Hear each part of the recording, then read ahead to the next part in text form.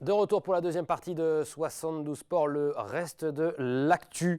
Avec, on l'a appris il y a quelques minutes, c'est tombé un petit peu le breaking news ici à la rédaction de LMTV Sarthe, puisque les 24 heures du Mans viennent d'officialiser la liste des engagés. On sait désormais qui prendra le départ donc, du centenaire des 24 heures du Mans.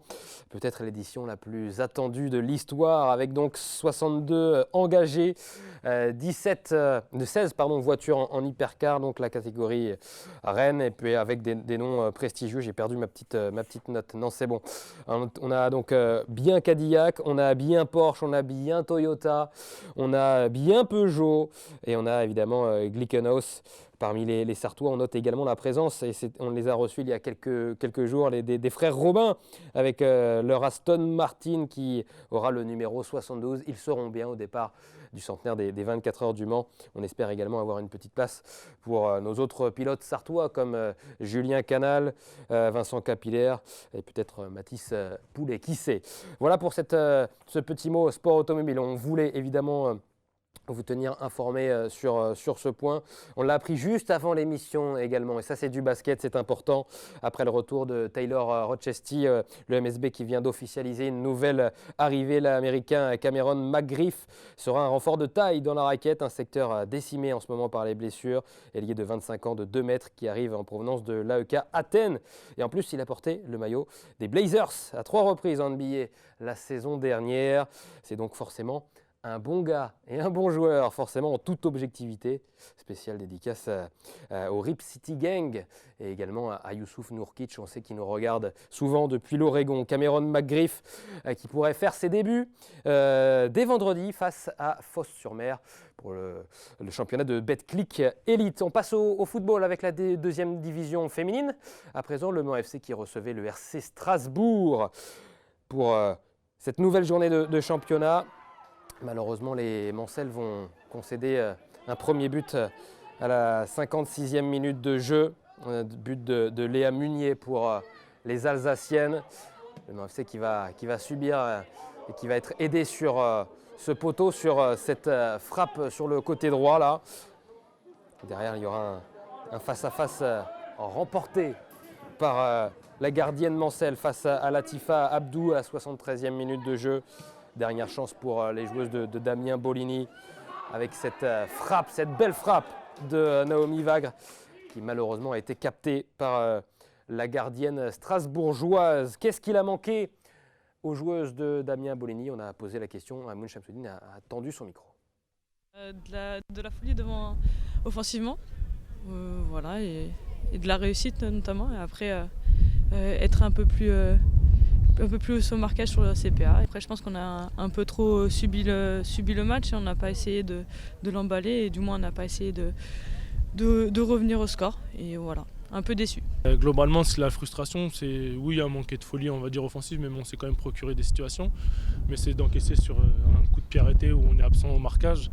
Et à ce niveau-là, c'est payé cash. On encaisse alors qu'on était plutôt bien en place, qu'on s'était procuré des situations intéressantes en première. Après, en deuxième, on a essayé de l'emballer un petit peu, mais avec les conditions aussi climatiques, c'était aussi compliqué. Mais la frustration, elle vient d'encaisser sur un corner qui est évitable et derrière où on est absent au marquage. Donc, si on à ce niveau-là, contre telle équipe, on ne peut pas se permettre d'avoir des erreurs de marquage aussi importantes. Les conditions climatiques particulières, on l'a vu, on l'entend également avec le vent, vous l'aurez remarqué, beaucoup présent en Sarthe ce week-end et encore aujourd'hui. On continue de parler football juste en bref pour vous dire que malheureusement le Sable FC a subi une lourde défaite ce week-end face à Vertou, 5-1. Troisième défaite consécutive pour les joueurs de Jérôme Drouin qui tombent à la 4e place mais qui restent cependant dans la course pour la montée en National 2. La réserve du Mans FC s'est quant à elle inclinée lors du derby face à la réserve lavalloise de 2-1. Mauvais week-end pour nos deux équipes engagées dans ce championnat de National 3. On passe au cross-country avec un joli cross sur le domaine de la Housset à Spey, avec donc ce départ avec pas mal de participants au départ de cette petite plage du domaine de la Housset. Et sur le cross long homme, on a eu un une belle prestation en solitaire d'Adrien Gagné qui s'impose. Il a été en tête durant toute la course. Il termine en 30 minutes et 40 secondes devant Johan Olivier. Avec la 3e place pour Cormier. Et on va écouter évidemment le vainqueur de ce cross du domaine de la Houssaye. Je suis content de ma course, j'étais venu là pour mettre un peu de rythme pour préparer les France de cross à carré. J'avais loupé les régionaux parce que je m'étais fait une entorse à la cheville au départementaux de cross.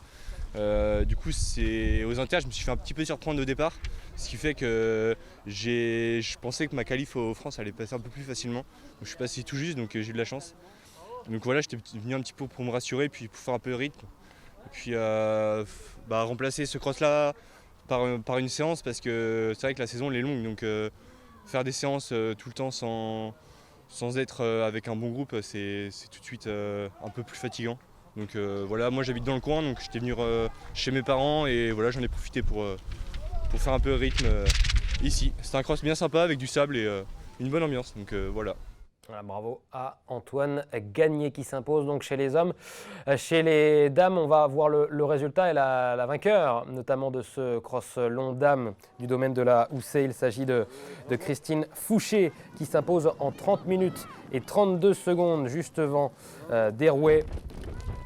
C'est Véron qui prend la 3e place de ce cross long dame. On passe au trail à présent. On va écouter d'abord, On va écouter Christine Fouché, la vainqueur de ce cross long dame du domaine de la Houssaye.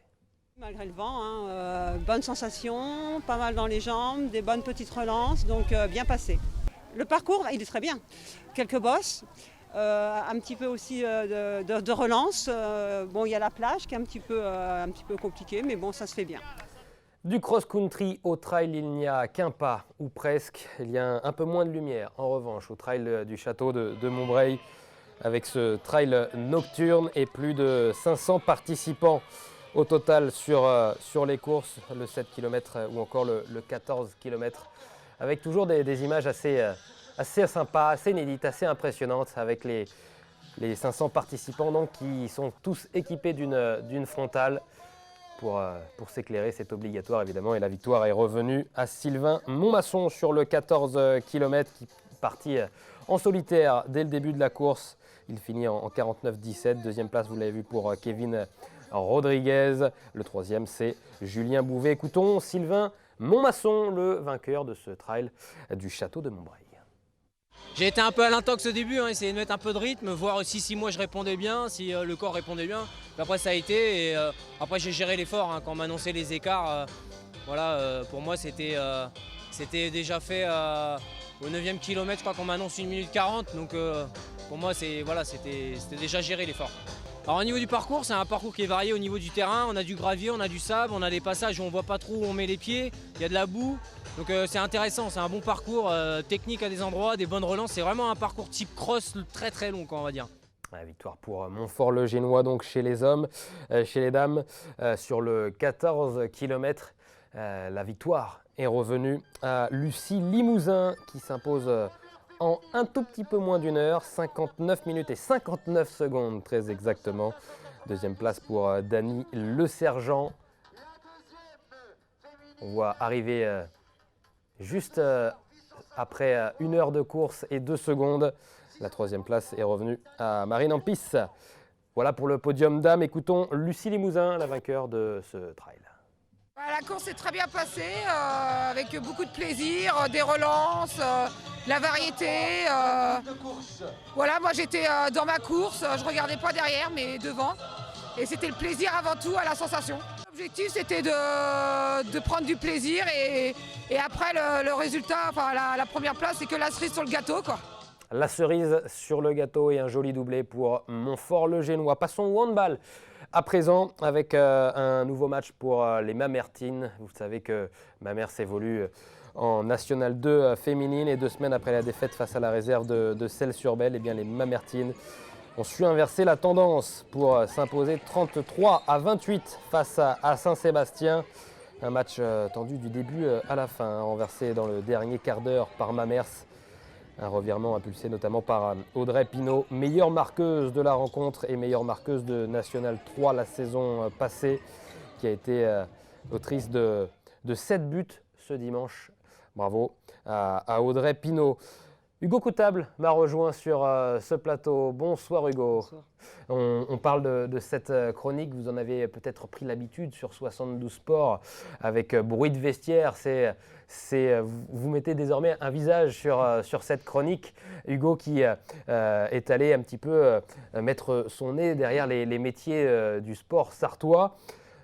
Bruit de vestiaire, Hugo, en quoi ça consistait et en quoi ça consiste? On aura le dernier épisode dans quelques instants. C'est une chronique chaque semaine où on présente un métier du sport sartois, souvent un métier qui peut être soit du sport professionnel avec le Mans FC et le MSB qu'on a eu, ou aussi du bénévolat, comme c'est souvent le cas dans les associations sportives. Et donc c'est présenter des métiers qu'on n'a pas l'habitude de voir forcément, qu'on n'a pas l'habitude de voir dans le sport finalement. Et depuis que tu es arrivé, on voit quelques images là justement. Je crois que c'était le premier épisode. Qu'est-ce que tu as fait depuis les... Justement, premier match, première chronique avec Karim Sefsaf du HBC Mamers. Après, on est allé au Cross Ouest France avec les arbitres de ligne. Aussi avec Perrine Peunier, responsable événementiel du MSB. Anthony Lefort, responsable communication du Mans FC. Et aujourd'hui, Tony Brossier, entraîneur de boxe thaïlandaise. Quel épisode tu as préféré tourner, puisque tu tournes, c'est toi qui vas tourner les images auprès des professionnels du métier, Anthony Lefort notamment pour le Mans FC là, qui doit gérer une conférence de presse et la distribution des chasubles notamment, on le voit à l'image avant une rencontre du Mans FC au stade Marie-Marvin. Quel épisode tu as préféré tourner et monter également, puisque tu montes derrière les images? Alors je pense justement c'est celui avec Anthony parce que déjà je suis fan du Mans FC depuis toujours et de football, et aussi parce que c'est un des métiers que j'aimerais faire plus tard en fait. J'aimerais suivre après un cursus dans la communication et notamment la communication sportive, donc c'était super de pouvoir le suivre sur une journée où je voyais vraiment toutes les actions qu'il mettait en place et tout ce qu'il faisait, donc vraiment une super expérience. Ça t'a motivé et tu es toujours emballé à l'idée de travailler dans le sport et dans la communication? Ouais, clairement. C'était surtout c'est trop bien de faire ça au Mans FC avec des infrastructures comme le stade qu'on a. Même là, il y avait le jour où j'y étais contre Concarneau, il y avait les équipes de Canal+. J'ai pu voir comment ça fonctionnait, les journalistes et tout. C'était super. Et cette semaine, tu as pris la décision de suivre Tony Brossier de l'ASL Boxing. J'ai suivi au cours d'un entraînement, c'était assez différent de ce que j'avais fait d'habitude. Et en fait, c'est un entraînement de jeunes spécialisé pour la compétition en fait. Donc ça a été ouvert, on le verra plus tard, mais ça a été ouvert cette année et ça a été poussé par les jeunes et donc c'est pour ça qu'ils l'ont fait.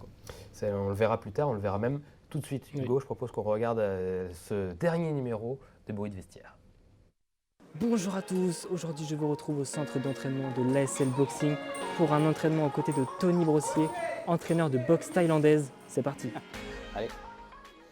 Allez, on se met 2 par 2. Poids, taille, essayez de respecter. Je suis arrivé très tardivement dans les sports de combat. En 2016, je suis arrivé en 2016 à l'ASL Boxing. Et puis j'ai commencé par les cours loisirs, après j'ai fait un petit peu de compétition. Naturellement je suis venu donner un coup de main et le club m'a ensuite proposé de passer mes formations. Donc le BMF1, le BMF2. Et cette année, du coup, je commence à encadrer les cours loisirs adultes et les cours ados compétition. Ok? Et on enchaîne. Merci David. Allez, c'est parti! Mets ta garde, Elias. Voilà. Mettez votre garde. Vous avez les mains le long des hanches. On a créé cette section début septembre avec un groupe composé d'une vingtaine de jeunes qui, pour la plupart, avaient déjà connu la compétition ou allaient la découvrir cette année. Voilà, donc et au final, c'est un créneau qui a bien pris. Voilà, on partait un petit peu dans l'inconnu. Au début, on ne savait pas trop comment ça allait se... Et puis les jeunes ont tout de suite adhéré. Allez, Sahel, accroche-toi. C'est dur, Anna? T'as boxé la championne du monde. C'est facile, ça. Allez, 1 minute déjà.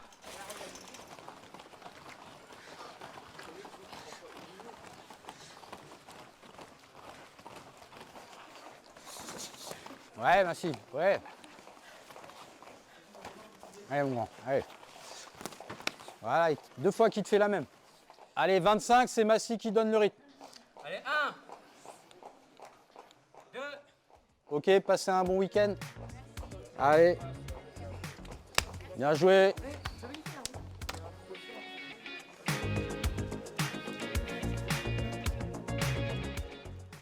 Eh ben, on finit en beauté. Il était pas mal du tout ce dernier épisode. Merci, merci. Et tu es content de cet épisode et aussi plus généralement du stage que tu as pu faire à LMTV Sarthe? Ouais, bah en vrai, c'était super. Je suis arrivé ici, je savais pas faire de montage, je savais pas trop filmer, cadrer. Bon, les premières, c'était un peu moins cadré, un peu moins bien monté, mais on m'a aidé sur ces points-là. Mais ouais, j'ai appris plein de choses, c'était génial. Même celui-là, je trouve, même pour le montage, je suis allé tellement plus vite que le premier, c'était super. On remercie évidemment la rédaction Oui. de LMTV Sarthe qui a pu t'accompagner pour te former notamment sur le montage. Amoun Shamsuddin qui a pu t'aider notamment sur les tournages, sur le cadrage. Et puis on te remercie évidemment toi, Hugo Coutable, de nous avoir pu offrir ces magnifiques images. Et on a adoré passer ces plusieurs semaines avec toi et puis à suivre ces belles chroniques.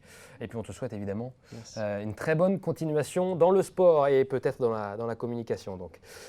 Dans un instant, on parle d'athlétisme avec un champion, un athlète de très haut niveau puisqu'il s'agit de Cameron Ngo. On parle de 110 mètres haies ou encore de 60 mètres haies puisqu'on parle de championnat de France indoor, notamment dans quelques instants avec notre invité Cameron Ngo. À tout de suite.